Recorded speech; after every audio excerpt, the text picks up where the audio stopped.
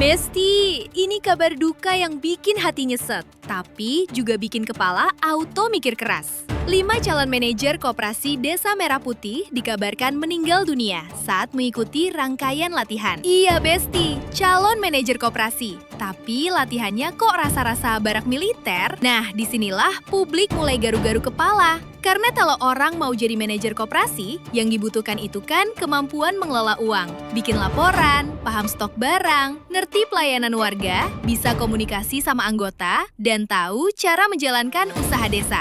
Lah, ini kok malah masuknya latihan militer?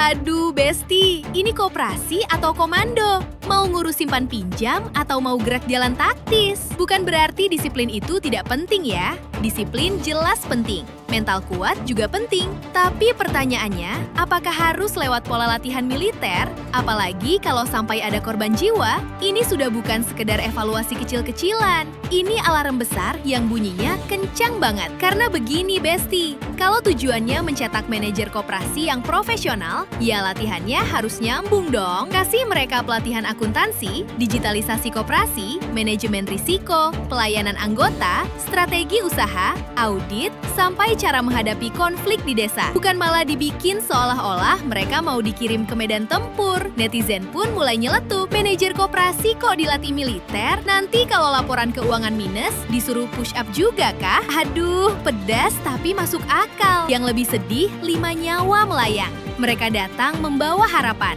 mungkin ingin bekerja, ingin mengabdi, ingin ikut membangun ekonomi desa. Tapi akhirnya keluarga harus menerima kabar duka yang tidak pernah mereka bayangkan.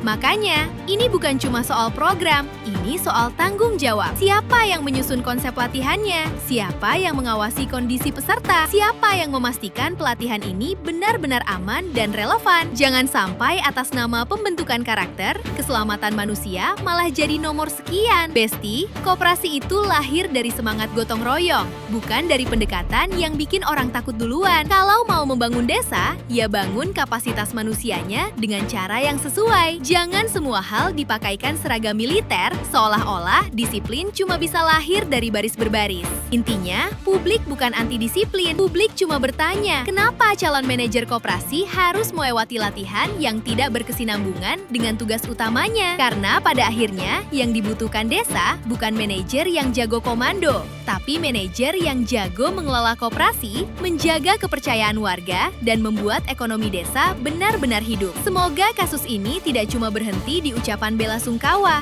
Harus ada evaluasi serius, transparan, dan menyeluruh. Karena 5 nyawa bukan angka statistik. Mereka adalah anak, saudara, dan harapan keluarga. Menurut kalian gimana, Besti? Latihan militer untuk calon manajer koperasi ini masih masuk akal? Atau memang sudah waktunya dihentikan dan diganti dengan pelatihan yang lebih relevan? Pasti kakak Abidong.